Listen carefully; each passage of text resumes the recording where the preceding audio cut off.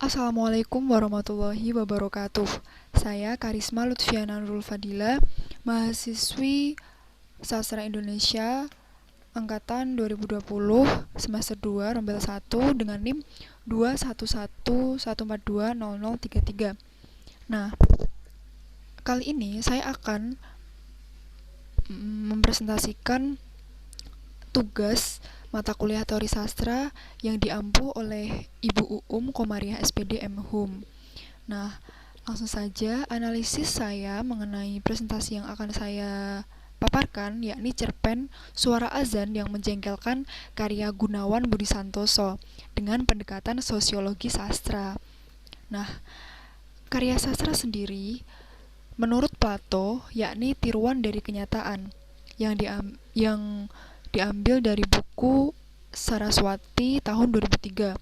Oleh karena itu, karya sastra merupakan gambaran dari hal-hal yang benar-benar nyata dalam kehidupan. Karya sastra mendapat pengaruh dari masyarakat dan memiliki pengaruh yang sangat kuat terhadap kehidupan masyarakat. Hal ini sejalan dengan pendapat Theo yang mengatakan bahwa karya sastra tidak lahir dalam kekosongan budaya. Nah, cerpen Suara Azan yang Menjengkelkan ini, karya Gunawan Budi Santoso, berisi tentang hal-hal yang terjadi dalam masyarakat. Nah, jadi ada kesinambungan cerpen sebagai karya yang imajinatif, mengungkapkan berbagai aspek kemanusiaan yang mendalam dan menyajikannya secara halus. Pesan yang terkandung dalam cerpen tersebut bertolak dari kehidupan sehari-hari, di mana masyarakat sering menjumpai dan penulis mampu mengemas cerita secara baik. Nah, pendekatan sosiologi sastra. Apa sih pendekatan sosiologi sastra itu? Nah, konsep sosiologi oleh Yudhoyono sebagai sosiosastra atau sosiologi sastra merupakan sebuah pendekatan terhadap dunia sastra yang memanfaatkan sosiologi sebagai sebuah disiplin ilmu yang berkembang sejak abad ke-19. Nah, ada 3 paradigma yang merupakan dasar dalam sosiologi, yakni fakta-fakta sosial, definisi sosial, dan perilaku sosial.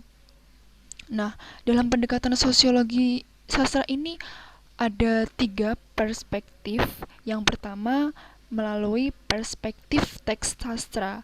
Artinya, peneliti menganalisis sebagai sebuah refleksi kehidupan masyarakat dan sebaliknya. Kemudian yang kedua, perspektif biografis, yaitu peneliti menganalisis pengarang. Perspektif ini akan berhubungan dengan life history seorang pengarang dan latar belakang sosialnya. Yang ketiga, perspektif reseptif, yaitu penelitian menganalisis penerimaan masyarakat terhadap teks sastra. Nah, ini diambil dari buku Endar Suara tahun 2004. Nah, aku hanya menggunakan perspektif dalam refleksi tadi ya. Bagaimana perspektif teks sastra dalam cerpen Suara Azan yang Menjengkelkan karya Gunawan Budi Santoso sebagai sebuah refleksi kehidupan masyarakat. Nah, ini merupakan tampilan cerpen Suara Azan yang Menjengkelkan. Dari pembahasannya, misalnya, saya mencoba membacakan Suara Azan yang Menjengkelkan oleh Gunawan Budi Santoso. Dia jengkel, amat-amat jengkel. Setiap kali mendengar azan berkumandang, coba kau pikir, entah pengeras suara dari berapa langgar, berapa musola, berapa masjid, bersuara nyaris bebarengan, memperkeras panggilan pada umat Islam untuk sembahyang. Nyaris bebarengan, bukan berarti berbarengan, serempak dengan irama dan nada yang sama. Bukan, justru itulah yang memicu kejengkelan dia. Suara-suara itu seolah berebut paling keras, saling tindih, saling timpa, panggilan bagi umat Islam untuk bersembahyang yang seharusnya merdu di kuping. Sebagaimana Nabi Muhammad memilih Bilal sebagai muazin bukan lantaran bersuara keras, melainkan bersuara merdu itu malah membuat dia muak. Nah, ini langsung skip saja ya teman-teman, karena kalian bisa membacanya sendiri menurut saya. Oke. Nah, refleksi yang akan saya bahas mengenai cerpen Suara Azan yang Menjengkelkan karya Gunawan Budi Santoso, bercerita tentang tokoh aku yang jengkel mendengar suara azan dari beberapa langgar, musola dan masjid. Hal ini bukan karena bersama, serempak, dengan irama dan nada yang sama. Ya, suara-suara azan itu seolah-olah berebut paling keras, saling tindih dan saling timpa. Itu dapat direfleksikan seorang penulis dengan kehidupannya, bahwa memang di masyarakat itu telah terjadi beberapa kejadian, misalnya kegiatan melakukan seruan azan. Nah, berlanjut terus-menerus selama 5 kali. Misalnya masa-masa saat Ramadan pun yang sangat kerap mendengar speaker masjid atau musola terdekat bersuara lantunan ayat suci dari rekaman. Tokoh aku merasa tidak nyaman lantaran tiap kali mendengar suara azan, anak dan istrinya menjadi sasaran atas kemarahannya. Lantaran ia mendengar kebisingan suara azan, ia nyaris menempeleng sang istri dan ia berharap tak berulang lagi. Hingga suatu hari ia memilih pergi mengendarai sepeda motor agar ia tidak mendengar suara lagi. Nah, penggalan dari teks cerpen Suara Azan yang Menjengkelkan salah satunya ini.